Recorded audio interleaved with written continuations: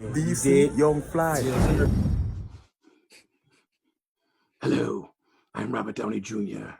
Am I a comedian? I appreciate my in the United States of America. Yes. What did you do with Jeff? He's not here today. He might be back next week. And in the event, I'm hosting his show, The Jeff Richards Show. Oh. So I've been on a number of different networks. What? Tell me about the Chappelle show, though. Did you get to meet him? Yeah, I saw Chappelle back in those days in New York. Her Uncle, which was a good book. Not really that much about Trump. More time in a pandemic. Someone who probably smells.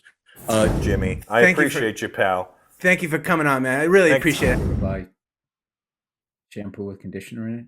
You get the one. Well, we kept our distance. I mean, we had, Rest his soul. He was a good guy. Who did I beat? I'll be honest with you. Movie. I mean, that's unbelievable.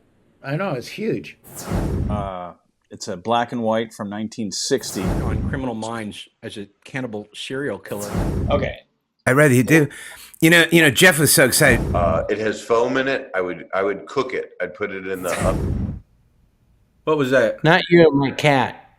Oh, your boy killing it. Surface is when a certain It's my show.